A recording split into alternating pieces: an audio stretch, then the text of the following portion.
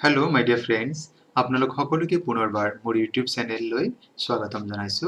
আজি আমি এই ভিডিঅ'টিত Assam TET Exam 2021 or CHILD DEVELOPMENT and PEDAGOGY খণ্ডৰ কেইটিমান অতি দৰকাৰী প্ৰশ্নোত্তৰ আলোচনা কৰিবলৈ লৈছো। আপোনালোকে ভিডিঅ'টি স্কিপ নকৰাকৈ প্ৰথমৰ পৰা শেষলৈ চাব, নিশ্চয়কৈ উপকৃত হ'ব। আহকচোন বাৰু আজি পোনপটীয়াকৈ আমি প্ৰশ্নোত্তৰ খণ্ডলৈ আগবাঢ়ো। প্ৰথম প্ৰশ্ন দি আছে, শিক্ষণৰ কোন নীতিমতে আংকিক জ্ঞানতকৈ সামগ্ৰিক জ্ঞানৰ সাফল্য শিক্ষা ক্ষেত্ৰত অধিক?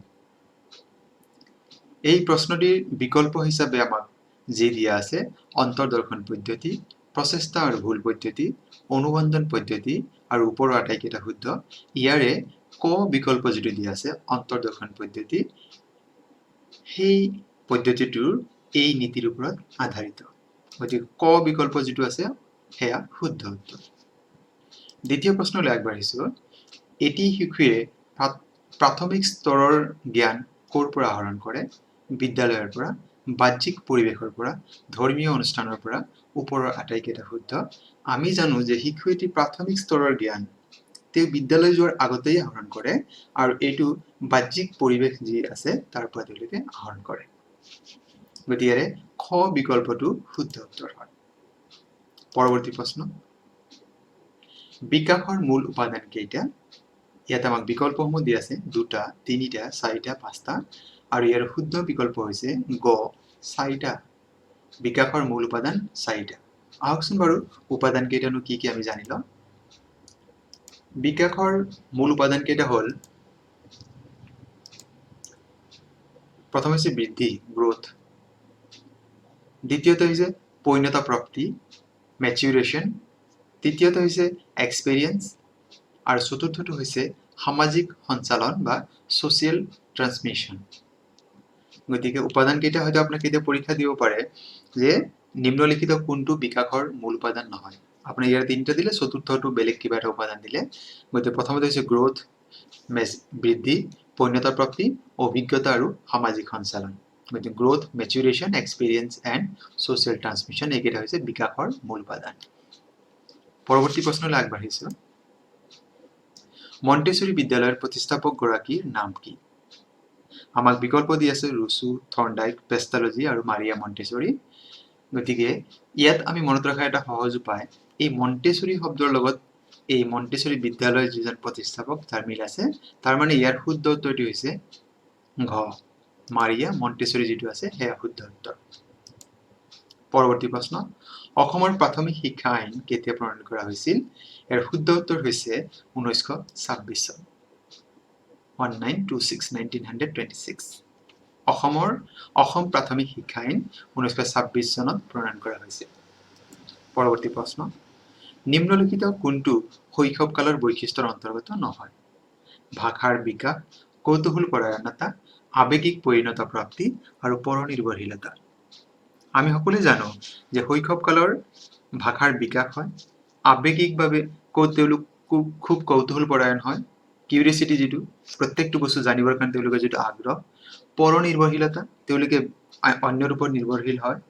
গতিকে আমি এইখিনিৰ পৰাই গম পাইছো যে আমাৰ যিটো গ বিকল্প দিয়া আছে আৱেগিক পৰিণতা প্ৰাপ্তি, আৱেগিক পৰিণতা প্ৰাপ্তি যিটো আছে যে ইমোশ্যনেল মেচুৰেশ্যন যিটো হয় সেইটো ভুল হৈছে। গতিকে সেইটোৱে আমাৰ কি হয় শৈশৱকালৰ বৈশিষ্ট্যৰ অন্তৰ্গত নহয়। তাৰমানে আমাৰ ইয়াৰ শুদ্ধ উত্তৰটি হ'ব গ বিকল্প, কাৰণ আৱেগিক পৰিণতা প্ৰাপ্তি ই কৈশোৰ কালৰহে বৈশিষ্ট্য হয়। পৰৱৰ্তী প্ৰশ্নলৈ আগবাঢ়িছো, শিশুৰ সৰ্বাংগীন বিকাশত নিম্নলিখিত কোনটো কাৰকে মুখ্য ভূমিকা পালন কৰে? বিদ্যালয়খনে, সমাজে, ঘৰখনে আৰু ওপৰৰ এটা শুদ্ধ নহয়, আৰু ইয়াৰ শুদ্ধ উত্তৰ হৈছে ঘৰখনে। কাৰণ ঘৰখনে হৈছে কি হয় এটি শিশুৰ প্ৰথম বিদ্যালয়। নিম্নলিখিত কোনটো শ্ৰেণীকোঠাৰ শিক্ষণ সঁজুলি নহয়? পাঠ্যপুথি আমাৰ শ্ৰেণীকোঠাৰ শিক্ষণ সঁজুলি হয় গোলক, আমি যিটো গ্লোব বুলি জানো, মানচিত্ৰ, দূৰদৰ্শন। গতিকে আমাৰ শ্ৰেণীকোঠাৰ শিক্ষণ সঁজুলিৰ ভিতৰত যিটো একেবাৰে শেষৰ বিকল্প দূৰদৰ্শন, যাক টেলিভিজন বুলি জানো, সেয়া নহয়। তাৰ বাদে প্ৰথম 3টা পাঠ্যপুথি, গোলক আৰু মানচিত্ৰ এইকেইটা কি হয় শ্ৰেণীকোঠাৰ শিক্ষণ সঁজুলি হয়। পৰৱৰ্তী প্ৰশ্ন, তলৰ কোনটো মানসিক স্বাস্থ্যৱান লোকৰ বৈশিষ্ট্য হয় স্বাস্থ্যৱান স্পেলিংটো অলপ ভুল হৈছে পৰ্যাপ্ত পৰিমাণে সঠিক সিদ্ধান্ত ল'ব পৰা ক্ষমতা পৰ্যাপ্ত পৰিমাণৰ আত্মবিশ্বাস পৰ্যাপ্ত পৰিমাণৰ আত্মসমালোচনা এইকেইটা কৰিব পাৰে প্ৰতিটো কথা বা নেতিবাচক চিন্তা ইয়াৰে যিটো একেবাৰে শেষৰ যিটো বৈশিষ্ট্য নেতিবাচক যিটো চিন্তা এইটো মানসিক স্বাস্থ্যৱান লোকৰ বৈশিষ্ট্য নহয় কাৰণ যিজন ব্যক্তি মানসিকভাৱে স্বাস্থ্যৱান তেওঁ যিকোনো সিদ্ধান্ত তেওঁ ল'ব পাৰে ৰাইট ডিসিশন ৰাইট টাইমত ল'ব পাৰে তেওঁলোক আত্মবিশ্বাসী হয় আৰু তেওঁলোকে আত্মসমালোচনা কৰিব পাৰে গতিকে ইয়াৰে শুদ্ধ উত্তৰটি হৈছে কোনটো বৈশিষ্ট্য নহয় বুলি আমাক যেতে সুধিছে গতিকে তেওঁলোকৰ যিটো নেতিবাচক চিন্তা প্ৰতি কথা বা কামত নেতিবাচক চিন্তা কৰা লোকসকল মানসিকভাৱে স্বাস্থ্যৱান লোক বুলি ক'ব নোৱাৰি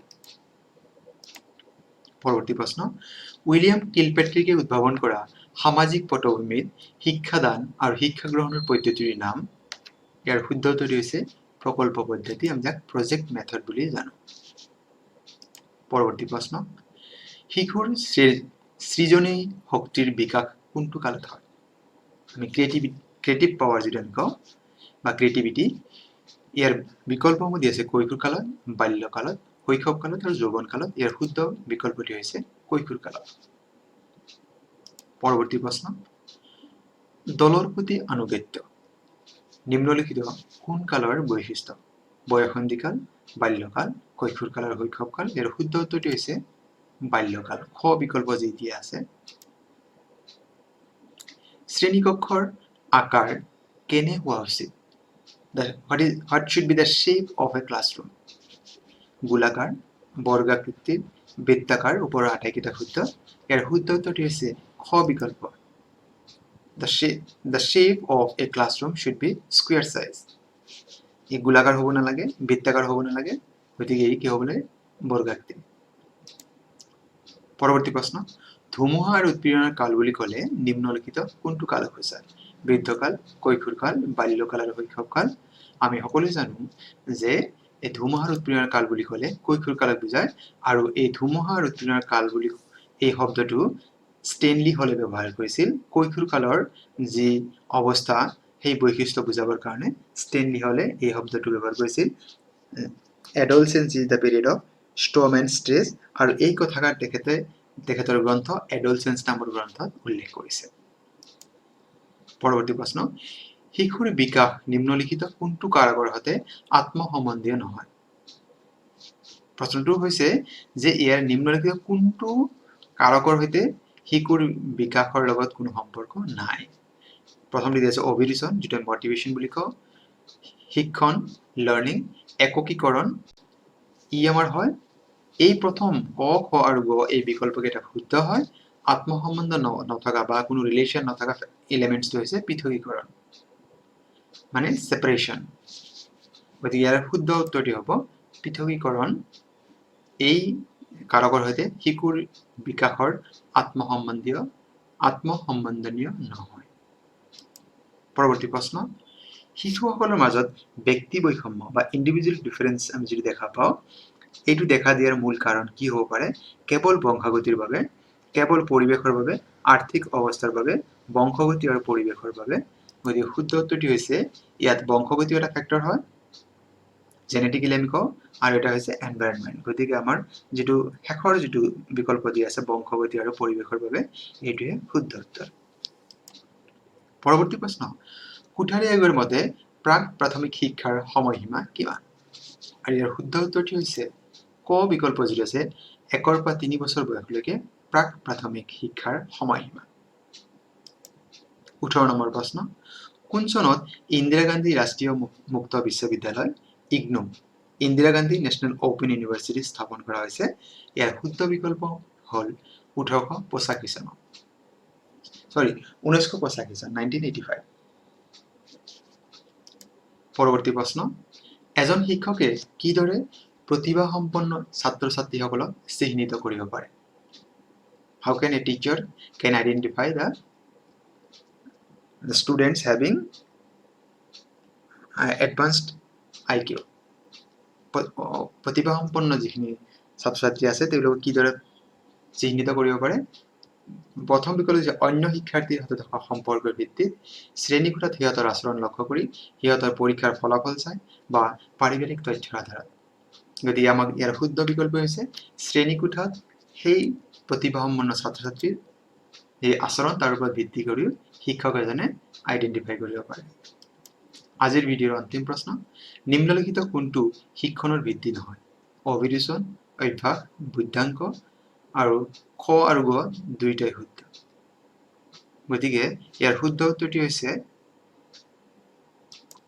একেবাৰে প্ৰথম যেটো আছে অভিৰুচন আমি যাক মোটিভেশন বুলি কওঁ গতিকে এই শিক্ষণৰ ভিত্তি হয় গতিকে আজিৰ এই প্ৰশ্নোত্তৰটি আপোনালোকে সম্পূৰ্ণভাৱে চালে তাৰ বাবে আপোনালোকক অশেষ ধন্যবাদ